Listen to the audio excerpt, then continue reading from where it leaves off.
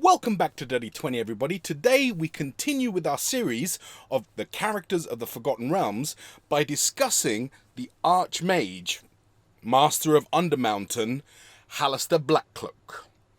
Let's get on with the show.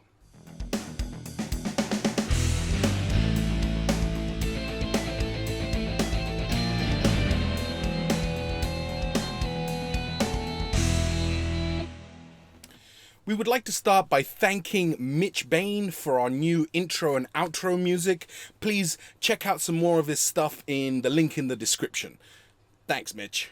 So, Halaster Blackcloak is a character that we've mentioned a couple of times in our videos. He is intrinsically connected to Undermountain, having been the one to have created the dungeon, filled it with monsters, traps, and perils. He has been appearing in different novels, also in some adventures, and even some video games since all the way back in 2nd edition. And he has most recently been featured in the 5th edition pre-written adventure, Dungeon of the Mad Mage, which is a kind of part 2 to the adventure Waterdeep Dragon Heist, which we've used a lot to talk about a lot of these characters in this series. But let's have a look in Dungeon of the Mad Mage on page 310 to see how he is presented in this book. Halaster Blackcloak. Halaster, the Mad Mage of Undermountain, is the deranged individual behind most of the traps and horrors found in the great dungeon under Waterdeep. Undermountain is his home, an amusement gallery in which others perform to entertain him. The Mad Mage knows the ever-changing ways of Undermountain as no one else does, for he is the one who controls those changes. He prefers to remain unseen, skulking about invisibly, or peering through scrying sensors that resemble wide-open eyes surrounded by sparkling motes of light. Halaster's abilities far exceed those of most mortal wizards. His expertise with magic gates allows him to travel far and wide to engage in magical research. He spends much of his time creating gates, moving them around, and casting elder runes on them. Halaster's gates connect the different levels of Undermountain, thus enabling him to bring new monsters into the dungeon to replenish those that die or escape. Even as groups of adventurers try to gain decisive control of just a small section of Undermountain's halls, Halaster constantly alters the dungeon's perils to thwart them. Halaster's true form is that of a tall, gaunt, male human, but he uses magic to take on many other visages and shapes. No matter what form he wears, the Mad Mage giggles and mutters incessantly. Contrary to appearances, however, Halaster is alert and attentive to the activities and preparations of all beings near him. He never willingly enters combat without first casting mage armor and mind blank on himself. So I really like the idea of role-playing an insane character that kind of giggles and mutters to himself incessantly. I think that would be quite fun. I think him in an encounter, a social encounter, I think that Halaster in a social encounter would be a lot of fun, but if you continue reading on in the book, let's have a quick look at his stat block. So immediately you look and you see CR 23, and you know, like he has things like his special equipment where he wears robe of eyes that lets him see in all directions, giving him dark vision to 120 feet, advantage on wisdom checks that rely on sight, and allows him to see invisible creatures and objects as well as into the ethereal plane out to a range of 120 feet. He wields a blast scepter, a very rare magic item that requires attunement. It can be used as an arcane focus. Whoever is attuned to a blast scepter gains resistance to fire and lightning damage and can, as an action, use it to cast Thunderwave as a 4th level spell without expending a spell slot.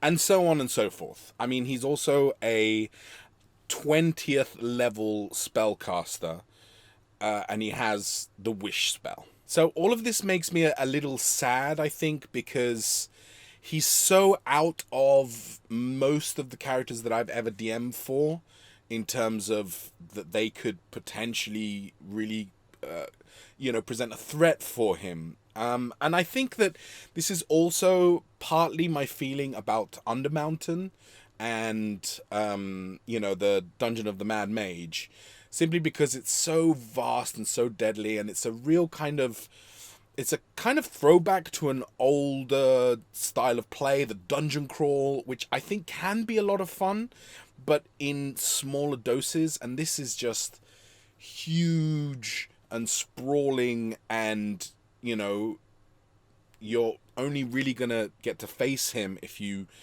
all reach level 10 and higher. And I gotta be honest, most of my campaigns do not reach that level. I'd like to change that, because I'd like to maybe start at a higher level and therefore get there, but it's just kind of how it plays out.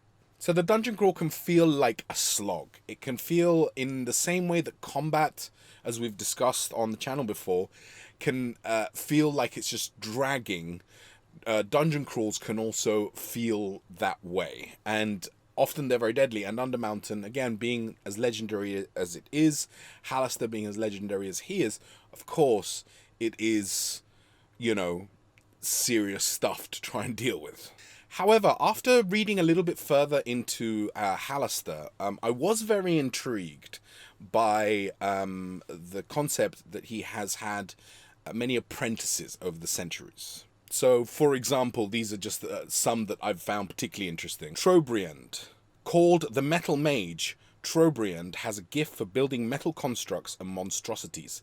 Perhaps the most lucid and focused of Halaster's apprentices, he nonetheless has moments where sanity fails him. Jazeera Kestelharp. For reasons unknown, Jazeera transformed herself into a living wish spell to attempt escape from Halaster, but was brought back to Undermountain by Halaster. She currently rules over other living spells in Undermountain's Citadel of the Bloody Hand. Driven half-mad by her transformation, she rules over the living spells the Mad Mage force her to create. So Jazeera and a couple of the other apprentices are in Dungeon of the Mad Mage, but again, they represent like such a, you know, high level that for me they would be like the big boss, right? But I do really like the idea that Halaster does leave Undermountain, right? And this idea that he may be out looking for apprentices, which is kind of one of his goals in the adventure, the pre-written adventure itself. I love the idea that he would go out into the world and gather a group of individuals to like compete to be his apprentice, right? And I think you can play this in two different ways. Say you're running an evil campaign, right? And you want to have a benefactor or some way to kind of make sense of these characters, you know, following someone or being instructed by someone. I think he could definitely be that kind of character. So again, you could create a kind of tournament of some sort where the different characters get together and they compete, maybe in groups, so that's how you form the party, right? To become part of his entourage. Or if you're playing a more heroic kind of campaign like I like to play, you could have him have gathered a group and put them in a tower, right? Like a wizard's tower. And then have the PCs have to go and deal with these people who are bad and they've been influencing the area that your campaign is in. And then you have a kind of game of death scenario where every level is a different apprentice, right? And you could come up with your own. You could even kind of grab some of the ones that are kind of mentioned in the lore and just create, this kind of game of death scenario. So this would represent that kind of slightly dungeon crawly element, but in a more contained situation. And I think the final level, you could definitely have Halaster face off against the party and have him hold back because, essentially this is, at the end, he might even like offer anyone who survived, say you give a certain amount of rounds and just see what happens, right? And you kind of hold back with Halaster. And you, at the end, anyone who survives, he kind of makes the offer of, do you want to be my apprentice? Or at the end, he escapes because, of course, he's going to escape, right? And he kind of invites the party to, pick this up in Undermountain, right?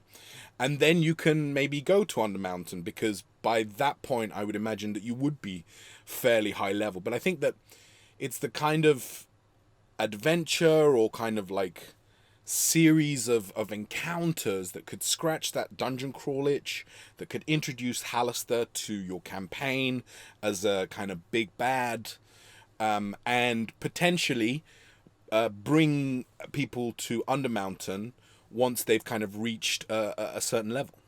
But yeah, I think this is a way that, a group of characters that are level 4 to 6 maybe can kind of interact with and meet this legendary character. So, there we have it. Thank you so much for watching. What do you think about Halaster? Would you include him and some kind of more manageable apprentices in your campaign? Let us know in the comments below. Like, subscribe, and share this with your friends. And as always, keep slaying.